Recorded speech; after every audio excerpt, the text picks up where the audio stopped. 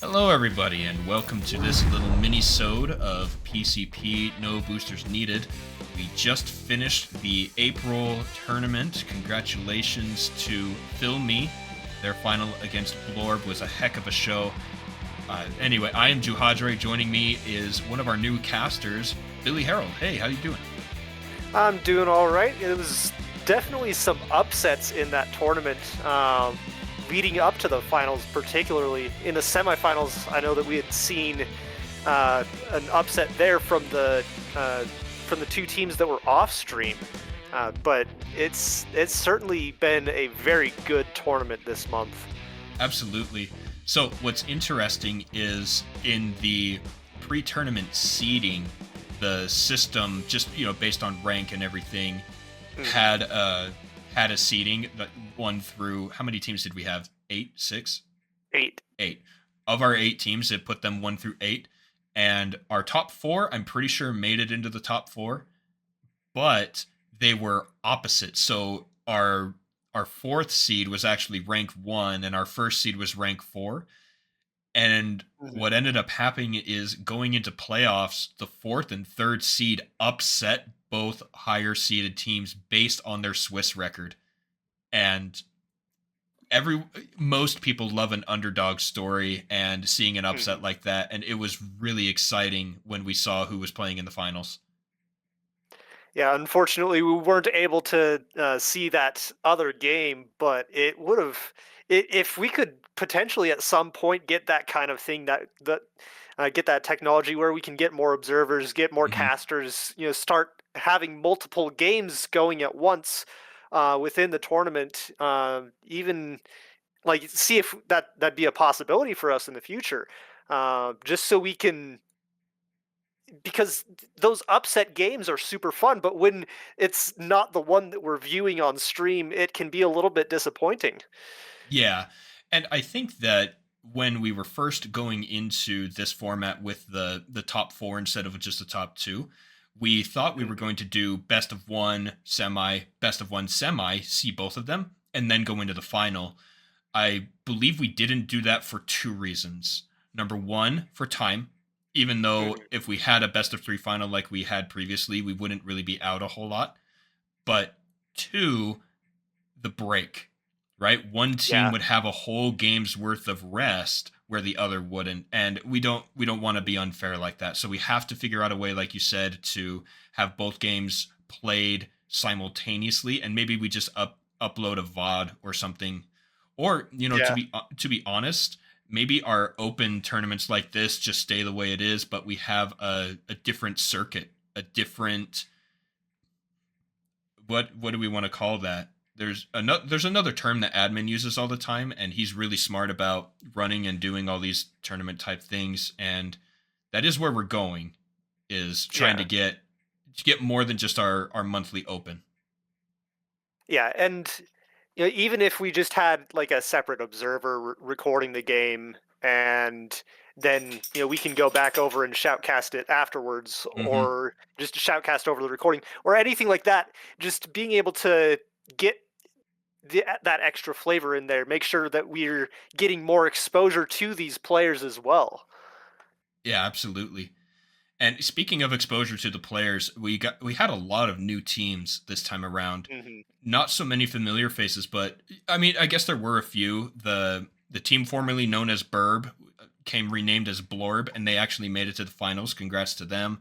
We had Hmm. several players who formerly played on Team Unknown in the Yordles Anonymous, but other than that, a lot of new players. Filmy was brand new, one of the teams from the University of North Florida. While they have been here at least once, Hmm. they brought two full teams this time, and so we got a lot of new faces there.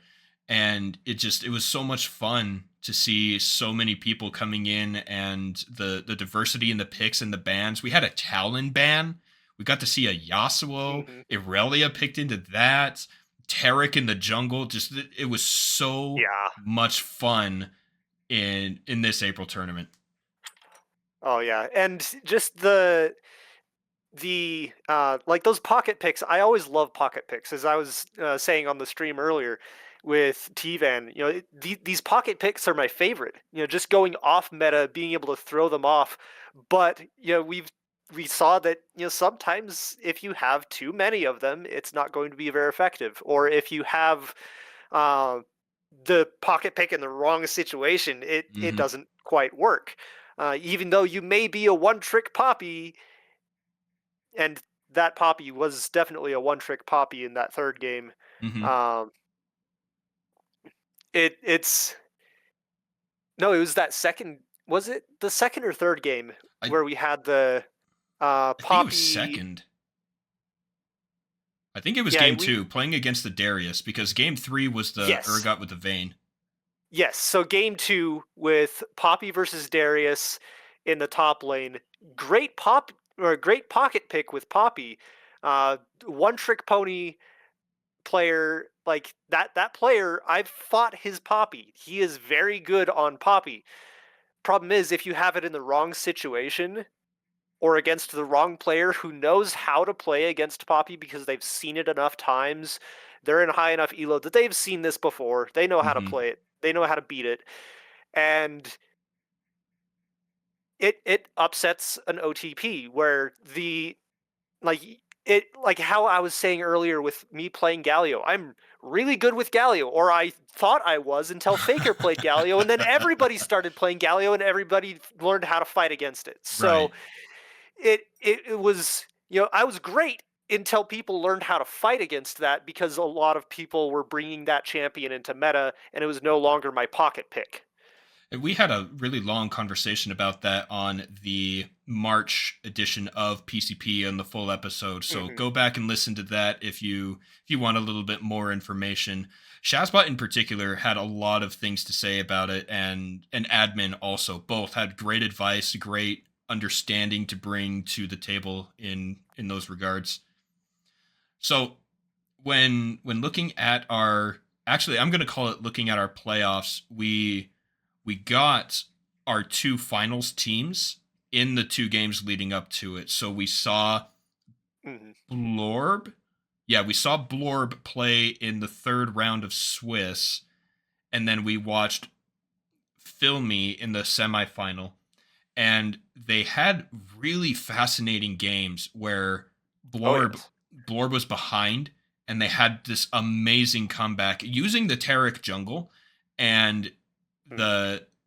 the experience that Call Me Saul had on Talia, right? Yes. He is a hardcore Talia main. Like Mm, he was telling me one time when I was playing a game with him a few months ago, and like we were just doing some custom in-house games, just practice stuff, hmm. and I banned his Talia because I knew he was a Talia main, and it seriously upset the entire gameplay because you know it comes down to those OTPs. Like Hmm. you, if people know that you are, they're gonna ban it. If they don't know how good you are, they're not really going to be expecting it. But that final game, did we have a Talia ban in that final game? I was I thinking that didn't. same thing when we got into the actual match after the draft. I was like, "Holy crap, I didn't even look," because we were using draft lull, and so everything went so quick. I forgot to go look at who the bands Yes, even were. there. Talia was the first ban. Was it? Looking back on it right here, Talia Very good. was the first ban. Second ban was Tristana. A So good that choice. forced that forced, and then third ban Tarek. So they they were watching that game. They knew what was going on, and they knew that they needed to disrupt their team if they were going to win this because of how large the Blurb's previous game upset was. Just knowing we're going to have to ban these three champions, otherwise they're going to hard carry in the late game, and we definitely don't want that happening. We want to win this tournament, so we're going to win in Champ Select by banning their mains. And that's one of the big things about Filmy is their adaptability to what's happening in the draft and on the map was what brought them Mhm. the victory, I want to say. They understood the win conditions of their compositions and they played the macro so well. And the way that they took control of the map despite what was going on everywhere else was just masterful. Oh yes, and so we were. I believe it was you and T-Van were talking before that last game about the uh, essentially winning in Champ Select and how you play those choices, how you know need to pick those choices, and how important those are. Billy, thank you, A, for joining the casting, B, watching the tournaments, being part of them as a player, and in supporting PLC. And, thank you, everybody. Don't forget that May and June are both available for sign up. That will be May 17th and June 21st. Is that what I said, Billy? Yes. All right, June Yes, 21st. June 21st. And yeah, follow us on all our socials, and PLC will be back in May. Yeah, so third Saturday of May and third Saturday of June.